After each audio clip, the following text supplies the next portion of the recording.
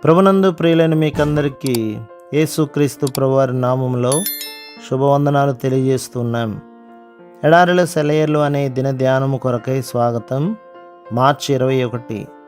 మీ నమ్మిక చొప్పున మీకు కలుగునుగాక. మత్తయి సువార్త 9వ అధ్యాయం 29వ వచనం. ప్రార్థనలో పరిపక్వం కావడం అంటే పరిపూర్ణమైన విశ్వాసములో పాదం మోపేంత వరకు సాగిపోవడమే.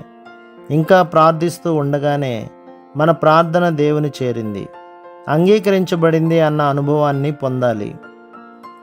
మనం ప్రార్థిస్తున్నది మనకు అనుగ్రహింపబడే సమయం ఇంకా రాకముందే దానిని పొంది కృతకృత్యులమైనట్టు భావన కలగాలి. అడిగిన దానిని నిస్సందేహంగా పొందామన్న గట్టి నమ్మిక స్థిరపడాలి.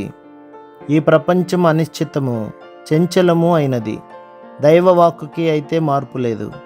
నిలకడగా ఆయన మాటల మీద మనం దృష్టి నిలిపితే అది మన పట్ల నిజం కావడానికి ప్రపంచంలోని ఏ శక్తి అడ్డుపడలేదు. దీన్ని మనసులో పెట్టుకుందాం. ఏ ఇతరమైన సాక్ష్యాధారాలు లేకుండానే ఆయన మాటలు నమ్మడానికి మనల్ని ప్రేరేపిస్తాడు దేవుడు. ఆ తర్వాతే మన నమ్మిక చొప్పున మనకిస్తాడు. ఈ వరమిచ్చానంటూ వచ్చింది ఆయన అమోఘ వాక్కు. హెబ్రీ పత్రిక 13వ అధ్యాయం 5వ వచనం. మాటకి నిలిచే మా మంచి దేవుడు ఇచ్చాడు మాట చొప్పున నాకు. కొరింథీయులకు రాసిన 2వ పత్రిక 1వ అధ్యాయం 20వ వచనం. పెంతెకోస్తు కాలంలో ప్రార్థన బ్యాంకు చెక్కు లాంటిది. దాన్ని బ్యాంకులో ఇచ్చి దర్జాగా డబ్బు తీసుకోవచ్చు. దేవుడు పలకగా ఆ ప్రకారం ఆయను. ఆదికాండం 1వ అధ్యాయం 9వ వచనం. ప్రభు మిమ్మును మీ కుటుంబమును మీ సంఘమును దీవించి ఆశీర్వదించునుగాక. ఆమేన్.